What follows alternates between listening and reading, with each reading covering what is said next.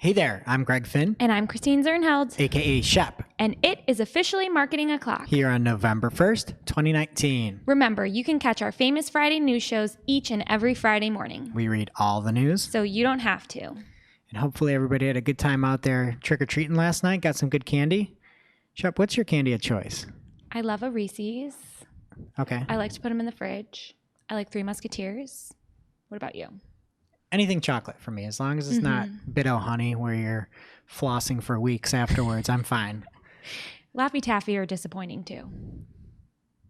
I don't have time for that. I always mix up Laffy Taffy and Laffy Taffy is the one that's not that hard. It's the Now and Later. What's the other one that? Laffy Taffy has bad flavors. Like you always end up with banana. Yeah, it's got like chemical banana. It's horrible. Okay, well, let's get to this week's news. There is some big news this week from Google. Google's rolling out what they say is the biggest step forward for search in the past 5 years with a new BERT model. Why don't you tell us what all the fuss is about? I see what you did there. And in case you are not familiar with this BERT acronym, it stands for Bidirectional Encoder Representations from Transformers. So I think BERT is a much better name here. I agree. And the big thing here is that it stems from Google's work on transformers.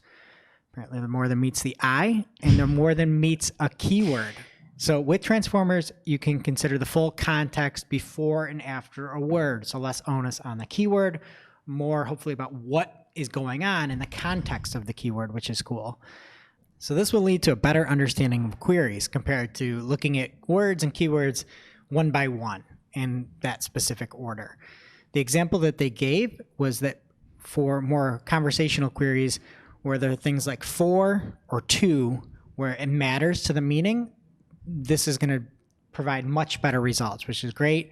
And this will be used in about 1 out of 10 US searches, English searches is what they said.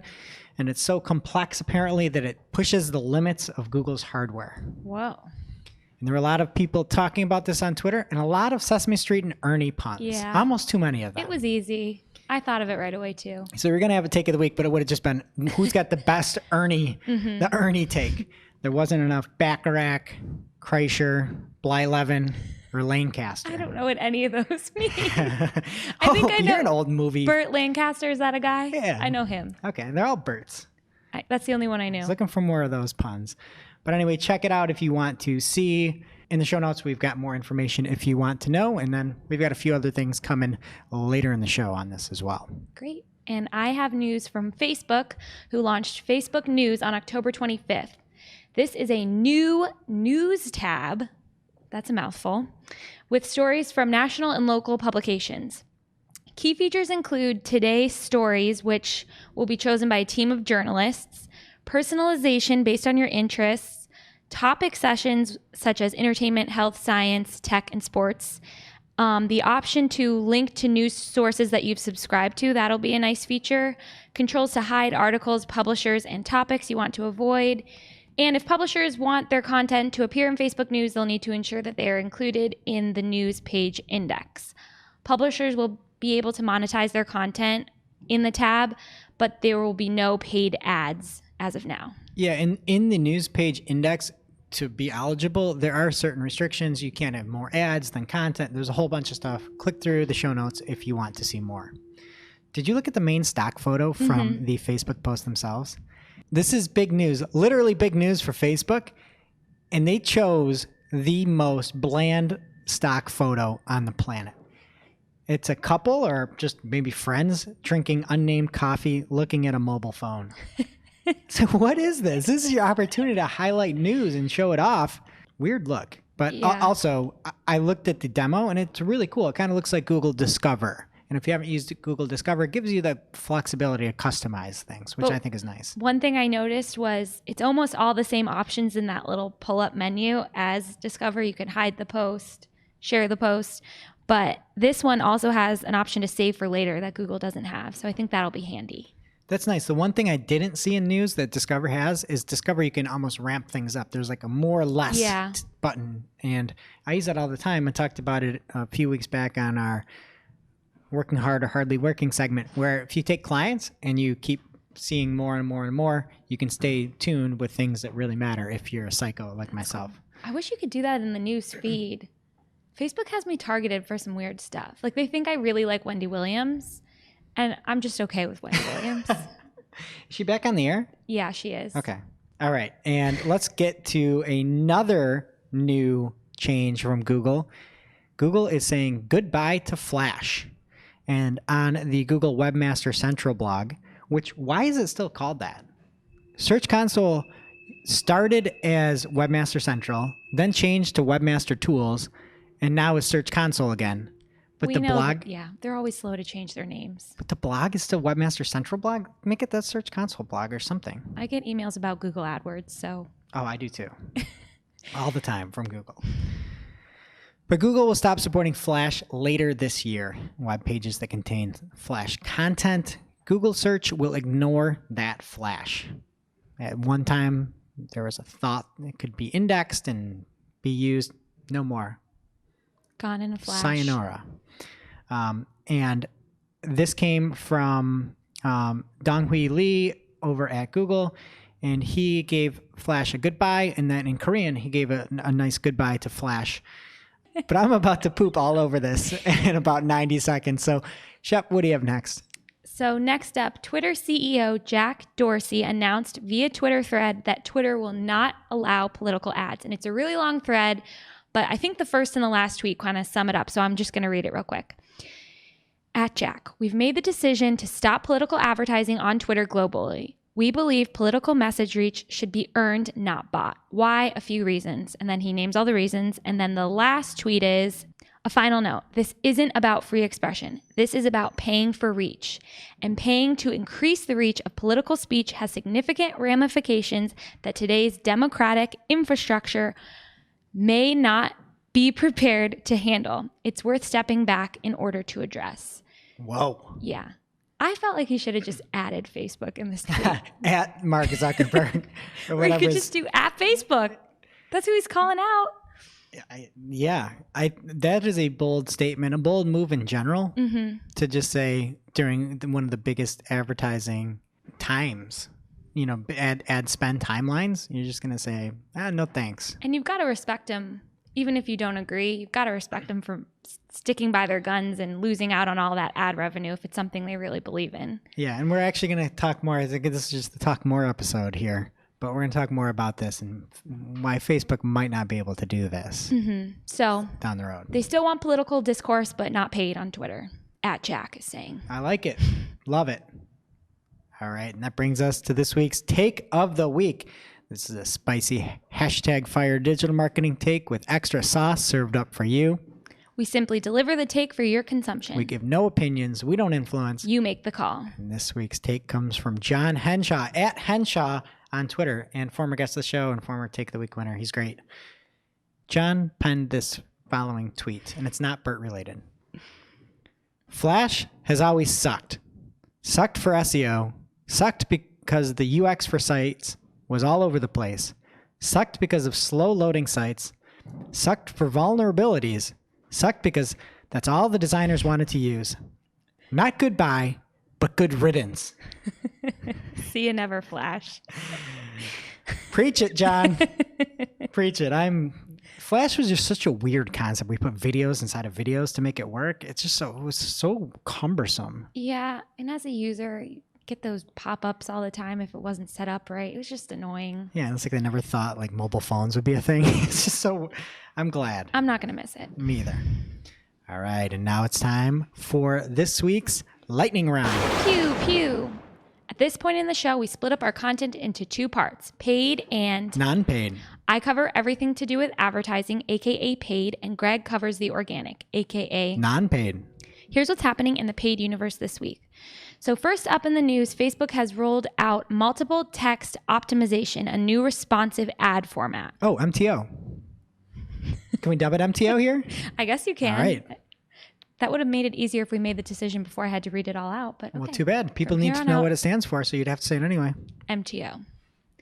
Advertisers will be able to create multiple versions of headlines, ad copy, and descriptions for single image or video ads. So dynamic creative, you can test the images too, but this you could just do a true A/B test for 2 different headlines if you wanted, or the ad copy just for text, not images. Facebook will then dynamically serve combinations of assets based on what they determine to be the best results. So what is the difference between MTO and dynamic creative? So like I said, it's just the text. You can't do a bunch of images, bunch of videos. You select your image or your video, and it's going to optimize the text in particular. Okay, so the images, the videos don't change, text only. Just for single image. Single media, they say. I keep saying Okay. image, but there's videos too. We're a little unclear so far on how reporting will work because this just rolled out. Facebook said they're only allowing us to see aggregate performance for these ads, but marketers have said they've seen in the wild reporting columns for different variations. So we'll have to wait and see. I don't understand why we get these responsive ad formats and they don't tell us how they perform.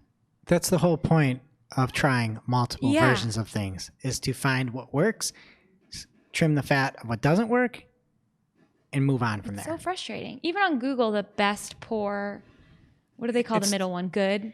Yeah, it's I like want fair real or whatever. data. No. Yeah, I want data too. GTFO with this MTO. So if there's not reporting. hopefully we will have reporting. Next up, Google Merchant Center has announced some updates ahead of the upcoming holiday season. The first is automated feeds, and with this, merchants will be able to let Merchant Center crawl their website for schema-structured product data and extract that information into their feed. That's cool.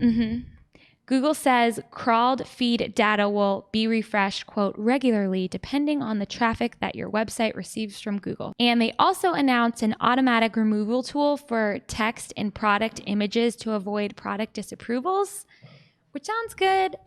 I just hope it's smart enough that if you have like a graphic tee or something. You should just remove all the graphic tees. Get them all out of here. Get them all out. Jess Bud would not be happy, but I hope it knows like what's on the image and what's the actual product. Yeah, they're not picking up a nutrition label and saying, out of here. Be careful if you're using that. And they are also going to start showing product information from the Merchant Center on other Google platforms, including rich product results and Google Images. And they're calling this Surfaces Across Google. And this is free to merchants, and it's something you can opt into, or if you use structured data markup, you'll automatically be eligible for rich product results. That's awesome. I love it when schema looks good in the SERPs, like recipes, for example. That looks phenomenal. And having products show up even better, I'm all for it. This could be really cool. If you've got products, use it. And I like the fact that it could be easier for people that might not be sophisticated enough to have a feed. You know, let's say that you can have the schema be populated with a Shopify, let's say, and that's possible. Let's pretend. That's cool. You don't have to have a feed and submit it and do all this work. Google will do it for you. Love it. And you can't beat free. It Can't almost beat sounds free. too good to be true when you first read it. The only problem is it won't work with Google Shopping. Google Shopping is a pay-to-play source. It's not an actual search engine. It's Google's collection of shopping advertisers. And this makes sense for Google if you think about it. You're getting people kind of the taste of what products could look like, but then you're not showing them in shopping. And if they want to get into shopping, you have to pay to. I would imagine that more people are going to say, wow, these products look good. I'm guessing Google at some point is going to say you can advertise these products in Google Shopping, and then people are going to have to pay in order to get visibility with the shopping platform. And finally, they announced that multi-country feeds are now available in 50 additional markets for a total of 95 countries. And we have more news from Google. They have officially announced the rollout of lead form extensions. We reported on this last week, but now they're live, and even Woohoo. better, I have one in my account. Wow. Yeah, so I'm going Fancy. to beta-splain. It's when you have the beta and someone else doesn't, and you tell them about this new feature. Go on. Beta explain away, please. So in the SERPs, under the ad, there will be a clipboard with the CTA, which we said last week. So you can choose a few I wrote down were get a quote, apply now, or sign up. And then underneath that, you have a 30 characters worth of extension text. And they'll show this in the SERPs as well. Then if someone clicks the form, It'll pop up with your business name, headline, and that 200 character description, and those 4 form fields that you can choose from. And then you can link to a privacy policy on your site, or Google will link to their privacy policy. And you can add a custom submission page with a message and a CTA. And it's super easy to link your CRM. It looks like you just paste your webhook URL right into the extension when you're setting it up. Awesome. Love it. Can't wait to see how this performs. We will, I'm sure, be back with performance on this. And that is it for paid. What is happening in non-paid? This week in non-paid, we're going to start with those political ads, not on Twitter because they don't exist. We're talking about them on Facebook. And we have talked about this over the past few weeks, that Facebook had made the stance that they're not going to censor ads. That if you're making a political ad, they said you have freedom of saying what you want. And people then took that to say you could make fake news and advertise that. So Brian Feldman, at BA Feldman on Twitter, had an amazing article that explained why Facebook might not have that opportunity that Twitter has to ditch ads completely. And it makes a lot of sense. Hear it out. So from the article, Brian pulls out a few quotes from Mark Zuckerberg. 1, this controversy is not worth the very small part of our business that this makes up. So you know it isn't about money. Also, he said, I believe that giving people a voice is important, and ads can be an important part of a voice. And then lastly, Zuckerberg said, in the political system, if you're a challenger candidate or an advocacy group that might not be otherwise covered by the media, ads are an important way to be able to get your message out in front of some people. So Brian makes the very good point of saying, why should Facebook continue letting people run these ads then? Brian says, in regards to Facebook, this is something of an understatement. On Facebook, buying ads is the only way to get your message in front of people. Burn. And I can't believe we didn't think of this before. And Brian's point is that you have to. It's the only way to get your message out on Facebook. The organic reach is so low, it's the only way you can have a voice on Facebook is with an ad. Yeah, it's the same way marketers have had to ramp up spend so much. It's the only way to get in front of an audience there. Yeah, and so I'm going to give you a little extra fire from Brian. At the end of the article, he says, put another way, it is basically impossible for anyone running a Facebook page to reach their audience, people who have deliberately clicked the follow button without paying Facebook for the privilege. Depending on your perspective, Facebook is either a toll booth or an extortion racket. Oh my gosh, a toll booth. Organic reach has gone down and ad rates have gone up. That's funny. So that's a great point. If you just let people do organic, nobody's going to see the message. Twitter has the ability to sort and see everything. You still can subscribe to people on Facebook, but Twitter still has reach. And there's value to that as a platform. And you can see Jack Dorsey over at Twitter flexing that now, saying, hey, people got to share it. People share tweets. Facebook, you got to do ads. But they could fix their ads platform over at Twitter. Just saying. I agree. Okay. Well, anyway, great post, Brian. And next up, Google has been spotted testing Q&A videos and the knowledge graph cards for colleges and universities. And I forget the example of what they had. I think it was UC Davis. And I checked this out, but there's people which appear to be faculty or students or alumni or just somebody related to the school answering questions. And they're similar to what you've seen with some of the celebrity Q&A videos that were introduced last year. And it shows the name of the person and the questions that they're going to answer, but not what the heck they do, which is weird. Yeah. So you see somebody and you don't know if they're employed by the school, if they go to the school, or what. So there's somebody that looked to be a student talking about how close it is to the beach. I'm like, okay, this guy he's got a shirt on. He probably goes here. Another thing is there was someone named Ebony Lewis who had great answers about admission information, admission questions. I didn't know she's part of admissions. I kind of just assume she is. And, I don't know if anybody can answer these or if you have to be part of the school.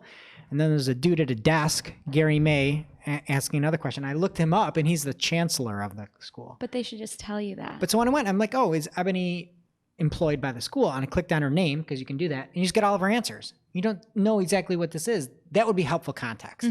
Hey, I am the head admissions director here at UC Davis. Then I'm like, okay, I can take this with a grain of salt. Like I can take her word for it, and I don't have to take it with a grain of salt. Like, what about the guy talking about where the beach is? Does he go to that school? And then I got me thinking, It's just a guy who like dropped out to go to the beach all the time. Yeah, it's mid-California. There's, it's not on the beach, but there's beaches.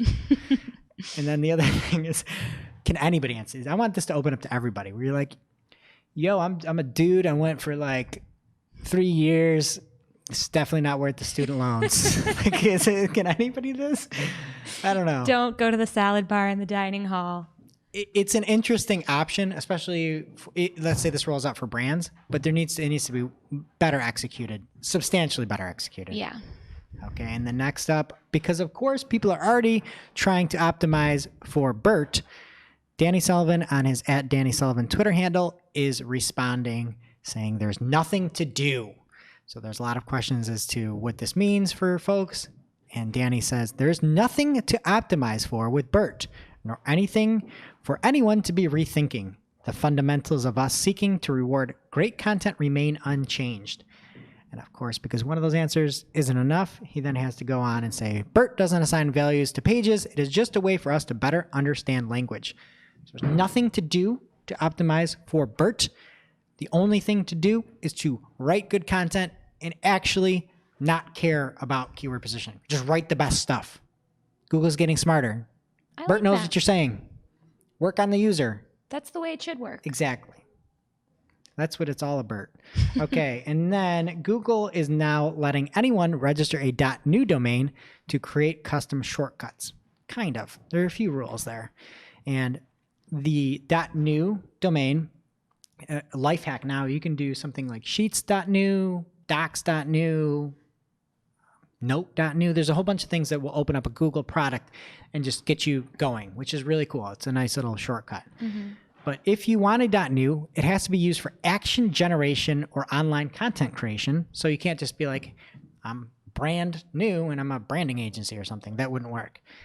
You have to take the user directly into the action generation. So again, when you do new.sheets, you'll open up and you'll have a new sheet instantly. Mm-hmm. And then there's a few other things that you have to comply with. So the other thing is, when can I buy these .new domains? So there's a sunrise starting October 15th through January 14th, 2020.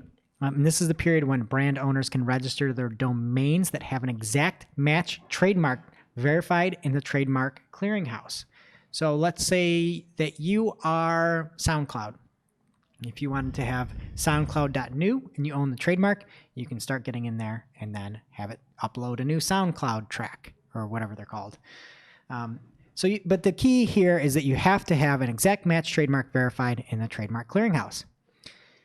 Can I go old curmudgeon Greg here, Shep? Of course. Okay. So some of the examples that they gave weren't trademarks.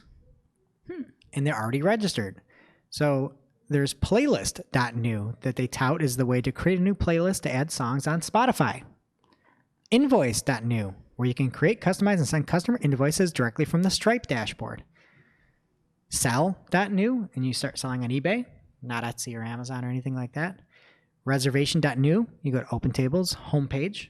What if you wanted to reserve like a hotel room or something? And if OpenTable doesn't do it, you're out of luck.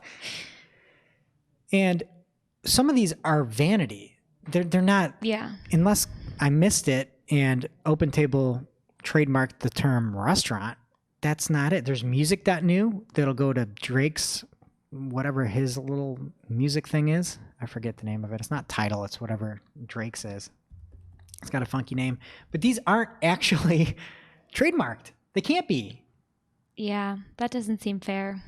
So, and then even further, there's a couple others that right now you could go to subscription.new and you sign up for a subscription for Stripe. How is anybody in their right mind saying, oh yeah, Stripe owns subscription, or that makes any kind of sense at all? No, subscription is like the biggest thing right now. They should go to like a G Suite subscription. Mm-hmm. Like that's what I'd like is, I need to subscribe a new user on or something. It's very strange. I dislike it immensely when they come out with these really, really strict rules and then break them nonstop before they even come out. Like if you come out with rules, stick to them. That's all I'm asking for.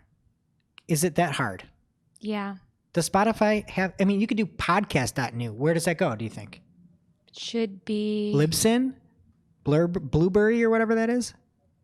It should. Well, it would make sense if it was Google Podcasts. It would. But it would absolutely make sense. Oh no, it goes to Anchor. It's just so all over the place. So if you make rules, stick to them, please. Rules.new. There we go. That's what we need. All right. And then coming from George Wynn over at Search Engine Land. And this is a doozy. And I think it's factually accurate, but also bad advice. Not from George, but from the study. And he has some findings from an Uberall study that compared 64,000 third-party managed listings. And it was about business ratings. They're trying to find the sweet spot. And a conclusion was locations that improve their Google My Business star ratings from 3.5 to 3.7 can see significant increases in conversions. And then the title of the article was Achieving 3.7 Google My Business rating stars delivers highest conversion boost, study finds. And there's a bunch of charts. And Shep, I think I'm a fairly competent human. I could not figure out what the H was going on with these charts. I'm in science class again in 7th grade. Correlation does not equal causation. 3.7 has a lower conversion rate but higher growth rate? I mean, folks, don't try to get to 3.7 if you're above that. Try to get to a 5.0. I mean, I get some part of the study where you see, to me, the most interesting part of this is the conversion rate dropped when you got to 5.0. And I find that too. Whenever there's something that has perfect reviews, I'm instantly dubious of it. And I go and check those reviews. And most of the time they're fake. So I think that out of this report, that was the one thing I took away is I just look at the conversion rate, not the growth rate or anything. And to me, I want the highest possible conversion rate. And looking at the charts, the way I interpreted it, I want a 4.99 or 4.9. Yeah. I don't know what to do with this data. Yeah. I'm going to rewrite the data. Get to a 4.9 and don't cheat. If you cheat, it's bad. Don't make fake reviews. You can look at all the time on Glassdoor or Google reviews anywhere. You can instantly tell what's bad. And on Amazon too. You're like, oh, these are all fake. Don't cheat. Try to get good reviews. And don't try to get down to a 3.7 if you're above that. I give this poll, this study, this growth rate or whatever it is, I give it a 3.1. But I'll give George's article a 3.7. Okay.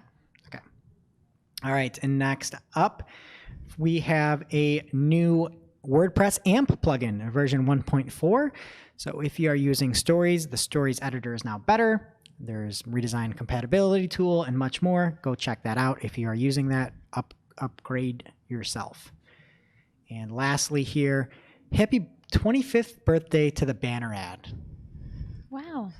Cheers, banner ad. We've made you a 728 by 90 pixel cake. Enjoy. All right. And that brings us to our real life segment. Straight out of our accounts and into your ear holes. It's time for Working Hard or Hardly Working, where we talk about what's going on in our IRL work. Good, bad, or otherwise this week. Shep, what's been happening with your accounts lately? I just really wish I could integrate Grammarly with Google Sheets. Because we like to set up our ad copy in there.